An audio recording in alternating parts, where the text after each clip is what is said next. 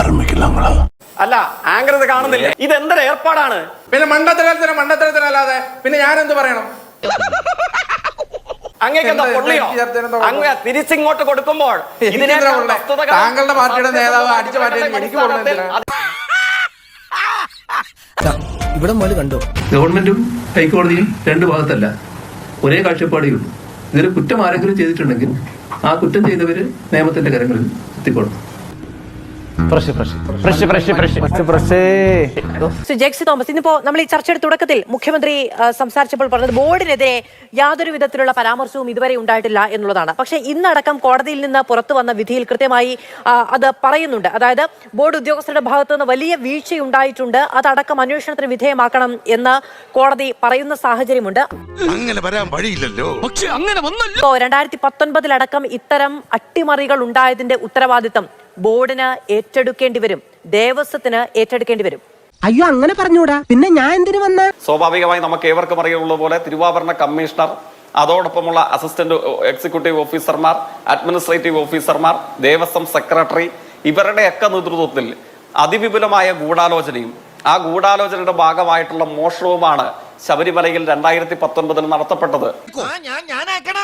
ഈ കാര്യങ്ങൾക്കകത്ത് ശബരിമലയിലെ ദേവസ്വം ബോർഡിന്റെ രാഷ്ട്രീയ നേതൃത്വം, അല്ലെങ്കിൽ പ്രസിഡന്റ്, അല്ലെങ്കിൽ ഭരണസമിതി അംഗങ്ങൾ, അവരെ നേരിട്ട് കുറ്റക്കാരായി വിധിക്കുന്ന എന്തെങ്കിലും തരത്തിലുള്ള ഒരു തെളിവ് അന്വേഷണ സംഘത്തിൽ നിന്നും കോടതി നടത്തിയിട്ടുള്ള വിമർശനങ്ങളിൽ നിന്നും അല്ലെങ്കിൽ കോടതി നടത്തിയിട്ടുള്ള അഭിപ്രായ പ്രകടനങ്ങൾ നമുക്ക് മനസ്സിലാക്കാൻ കഴിയുന്നതല്ല. ഇതിൽ പ്രതി ചേർക്കപ്പെട്ടവർ എല്ലാവരും തന്നെ ഉറപ്പായും ഇതിന് മറുപടി പറയേണ്ടതായിട്ട് വരും, ഇതിന് വില കൊടുക്കേണ്ടതായിട്ട് വരും. ഈ സംഘടിത തസ്കര സംഘത്തെ മാതൃകയാക്കാൻ ശ്രമിക്കുന്ന ആരെങ്കിലും കേരളത്തിലുണ്ടെങ്കിൽ അവർക്ക് ചരിത്രാതീത പാഠമായിട്ട് ഈ വിഷയം മാറുകയും ചെയ്യും. അങ്ങ് പറയുന്ന ഈ സംഘടിത തസ്കര സംഘത്തിന് ശബരിമലയിൽ കയറി വിളയാടാൻ കഴിഞ്ഞ സാഹചര്യം, ശബരിമലയിൽ അനധികൃതമായി ഇത്തരം കാര്യങ്ങൾ ചെയ്യാൻ കഴിഞ്ഞ സാഹചര്യം 2019 ഉണ്ടായതിന്റെ ഒരു ഉത്തരവാദിത്വവും ദേവസ്വം ബോർഡിനും ദേവസ്വം വകുപ്പിനും ഇല്ല എന്നുള്ളതാണോ ഇടതുപക്ഷം കാണുന്നത്? ഉത്തരം പറ. ഇപ്പോൾ തിരുവാഭരണം സംബന്ധിച്ചും ഇത്തരം സാധന സാമഗ്രികൾ സംബന്ധിച്ചും അതിന്റെ ക്രയവിക്രയം, ആ ക്രയവിക്രയത്തിൽ അതിന്റെ ഏറ്റവും ഉന്നതമായ ചുമതലയുള്ള ആളാരാണ്? അത് തിരുവാഭരണ കമ്മീഷണറാണ്. അയാളാണ് അതിന്റെ കസ്റ്റോഡിയൻ. അവിടെ 3 പേരുകൾ ഇതിനോടകം നമ്മുടെ മുമ്പിൽ ചർച്ച ചെയ്യപ്പെട്ടിട്ടുണ്ട്. അവരുടെ രാഷ്ട്രീയ അഭിമുഖ്യവും അവരുടെ രാഷ്ട്രീയ വിധേയത്വവും ചർച്ച ചെയ്യപ്പെട്ടിട്ടുണ്ട്. അതിലെ ഏറ്റവും പ്രധാനപ്പെട്ട കണ്ണിയായിട്ടുള്ള ഇതിന്റെ കസ്റ്റോഡിയന്മാരിൽ ഒരാൾ ഇപ്പോൾ ആലപ്പുഴ ജില്ലയിലെ കോൺഗ്രസിന്റെ തൊഴിലാളി സംഘടനയായ INTUC ജില്ലാ പ്രസിഡന്റാണ്. ഏത് റൂട്ടിലേക്കാ വണ്ടി തിരിക്കണേന്ന് എനിക്കിപ്പോ മനസ്സിലായി. അപ്പോൾ എങ്ങനെ ഈ സംഘങ്ങൾ ഇവിടെ കയറി പറ്റി?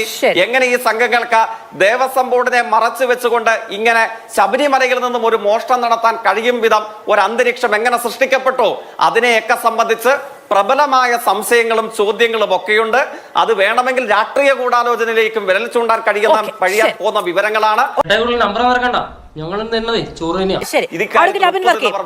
എനിക്കൊരു 2-3 കാര്യങ്ങളിൽ അതിൽ മറുപടി പറഞ്ഞു പോകേണ്ടതുണ്ട്. ഒന്ന്, ജയ്ക്ക് കോടതി വിധി വായിച്ചിട്ടുണ്ടായിരുന്നുവെങ്കിൽ ജയ്ക്കിന് ഇപ്പോൾ ബോർഡിനെയും ദേവസ്വം കമ്മീഷണറെയും ഒക്കെ പറയേണ്ടി വരുമായിരുന്നു. എനിക്ക് എഴുതാനല്ലേ സാറേ അറിയൂ, വായിക്കാറില്ലല്ലോ. ആരാണ് അന്നത്തെ ദേവസ്വം കമ്മീഷണർ? ആ ദേവസ്വം കമ്മീഷണറുടെ പേര് ജയ്ക്കിന്റെ പാർട്ടിയുടെ നേതാവായ N. വാസു എന്നാണ്. ഇനി രണ്ടാമത്തെ കാര്യം, ഇവിടെ ജയ്ക്ക് ഏതോ INTUC നേതാവിന്റെ ഒക്കെ കാര്യം പറഞ്ഞു. ഒന്ന്, ജയ്ക്ക് AKG സെന്ററിൽ നിന്ന് ക്യാപ്സ്യൂള് എടുത്ത് ഇവിടെ പരാമർശിക്കുമ്പോൾ ചുരുങ്ങിയ ലെവലിൽ അത് കൗണ്ടർ ചെക്ക് ചെയ്യാനുള്ള മാന്യതയെങ്കിലും കാണിക്കണം. അത്രക്കുള്ള ബുദ്ധിയൊന്നും അതിനില്ലല്ലോ. ഒന്ന്, നിങ്ങൾ പരാമർശിക്കുന്ന പേര് G.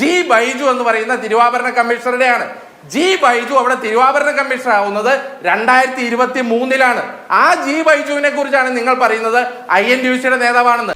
2019 അവിടുത്തെ തിരുവാഭരണ കമ്മീഷണറുടെ പേര് KS. ബൈജു എന്നാണ്. ഈ ബൈജു ഏതാ, ചക്ക ഏതാ, കൊക്ക ഏതാണെന്ന് അറിയാതെ ക്യാപ്സ്യൂൾ എടുത്ത് വിഴുങ്ങുമ്പോൾ ജയിക്ക് അത് കൗണ്ടർ ചെക്ക് ചെയ്യാനുള്ള സാമാന്യ മാന്യത കാണിക്കണം എന്ന് രണ്ടാമതായി ഞാൻ പറയാൻ ആഗ്രഹിക്കുക.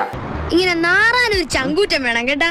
ശരി, ശ്രീ ജെക്സി തോമസ്, അങ്ങ് ആദ്യം പറഞ്ഞൊരു കാര്യം എന്ന് പറയുന്നത് ബോർഡിലേക്ക് എത്തിയിട്ടില്ല എന്നുള്ളതാണ്. ദേവസ്വം ഉദ്യോഗസ്ഥരുടെ ഭാഗത്തു നിന്നുണ്ടായ വീഴ്ചകൾ അന്വേഷിക്കണം എന്നതടക്കമുള്ള കാര്യങ്ങൾ കോടതി പറഞ്ഞിട്ടുണ്ട് എന്നിരിക്കെ അവിടേക്ക് ഇനിയും എത്തിയിട്ടില്ല എന്നൊരു അഭിപ്രായം എങ്ങനെയാണ് CPM പറയാൻ കഴിയുന്നത്? ഓരോ ഉടായിപ്പായിട്ട് അറിയിക്കുള്ളൂ. ദേവസ്വം ബോർഡിന്റെ ഉദ്യോഗസ്ഥൻ മുരാരി ബാബു, അയാളുടെ രാഷ്ട്രീയം എന്താണ്? ചർച്ച ചെയ്യാൻ അങ്ങയുടെ ഇവിടെ ഈ ചർച്ചയിൽ വലിയ വായിൽ സംഭാഷണം നടത്താൻ സർട്ടിഫിക്കറ്റ് അച്ചടിച്ച് നൽകാൻ വന്ന ബഹുമാന്യനായ കോൺഗ്രസ് നേതാവ് തയ്യാറുണ്ടോ? മുരാരി ബാബുവിന്റെ രാഷ്ട്രീയം ഏതാണെന്ന് ഏത് കോൺഗ്രസ് ആ മുരാരി ബാബുവിന്റെ അങ്ങ് ഇടപെടാതെ അങ്ങ് ഇടപെടാതെ അങ്ങേക്കെന്താ പൊള്ളിയോ അങ്ങ് തിരിച്ചിങ്ങോട്ട് കൊടുക്കുമ്പോൾ താങ്കളുടെ പാർട്ടിയുടെ നേതാവ് അടിച്ചു മാറ്റാൻ എനിക്ക് അല്ല ആങ്കർ ഇത് കാണുന്നില്ല. ഞാൻ ഇത് താങ്കൾ പറഞ്ഞ INTUC താങ്കൾ പറഞ്ഞ പേരെന്താ? അല്ല, താങ്കൾ പറഞ്ഞ INTUC നേതാവിന്റെ പേരെന്താണ്? ഇങ്ങനെയാണെങ്കിൽ ഞാൻ കളിക്കല്ല, ഞാൻ നേരെ ചിറാപുഞ്ചിയിൽ പോയി മണം വിൽക്കാൻ പോകും. INTUC നേതാവാണ് അവിടെ അടിച്ചു മാറ്റാൻ കഴിയുന്നില്ലേ? ആങ്കർക്ക് ഈ ചർച്ച മര്യാദ പേര് പറയാൻ പറ്റണില്ലേ? തിരുവാഭരണ കമ്മീഷണർ INTUC നേതാവിന്റെ പേര് പറയാൻ അറിയില്ല. ഈ കാര്യങ്ങൾ ക്ലാഡ് ചെയ്യണം, അല്ലെങ്കിൽ ഈ സ്വർണം പൂശണമെന്ന ആദ്യം എഴുതി വെച്ചവനായ മുരാരി ബാബു, അയാളുടെ രാഷ്ട്രീയമെന്ന അയാൾ ഏത് സംഘടനയുടെ നേതാവാ? കോൺഗ്രസ് സംഘടനയുടെ നേതാവാണ്. വായുനൂലും പറഞ്ഞാണ്ടല്ലോ. ആ കല്ലിനെ തൊണ്ട തൊടാതെ വിഴുങ്ങിയ KS ബൈജു, തിരുവാഭരണ കമ്മീഷണർ, കസ്റ്റോഡിയൻ, ഏതു സംഘടനയുടെ നേതാവാണ്? അതിനൊത്താശ ചെയ്ത ജയശ്രീ ഏത് ദേവസ്വം ബോർഡ് സെക്രട്ടറി ഏതു സംഘടനയുടെ നേതാവാണ്? INTUCയുടെ പ്രസിഡന്റ്. പിന്നെ എന്ത് മണ്ടത്തിലാണ് ഒരാളെ ജനാധിപത്യപരമായ ചർച്ചയില്ല, അങ്ങനെ പറയരുത്. പിന്നെ മണ്ടത്തരത്തിനല്ലാതെ പിന്നെ ഞാൻ എന്ത് പറയണം?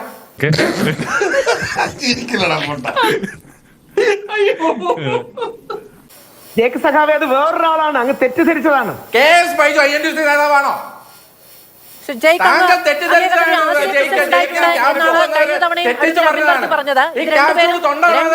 എന്നാണ് അങ്ങ് ഉന്നയിക്കുന്നത് തെറ്റാണ് എന്നുള്ളതാണ്.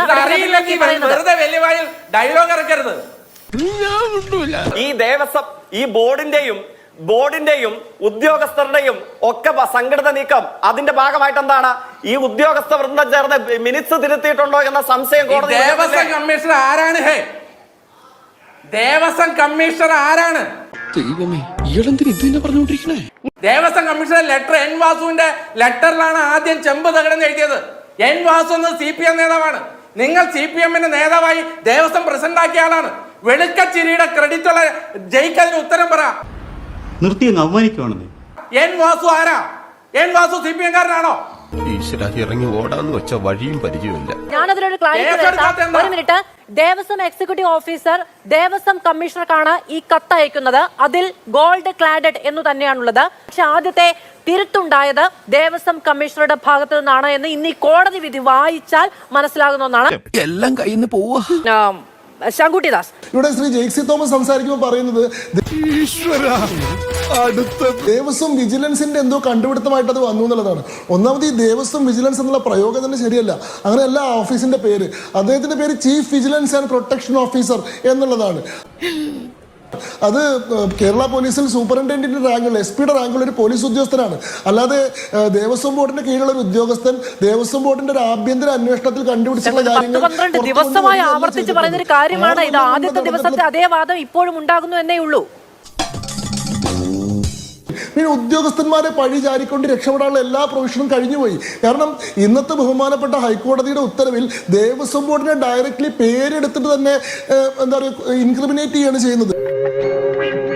ബോർഡ് യോഗം കൂടി തീരുമാനമെടുത്തിട്ട് ഉണ്ണികൃഷ്ണൻ പോറ്റിനെ ഏൽപ്പിക്കുകയും ആ ഏൽപ്പിച്ച സാധനം സ്വർണമേ അല്ല അത് ചെമ്പാണെന്ന് അവരുടെ ഉത്തരവിൽ തന്നെ എഴുതി വെക്കുകയും ചെയ്ത സംഭവത്തിൽ ഇത് ഉദ്യോഗസ്ഥന്മാർ നടത്തിയിട്ടുള്ള തിരിമറിയാണെന്ന് പറയാൻ സാധിക്കുമോ? ഇനി ഇവിടെ നിന്ന് അഴിവണ്ടാവാ, നമുക്ക് അങ്ങോട്ട് മാറിയിക്കാം. തൽക്കാലം ഇത്രയും മതി. വരട്ടെ.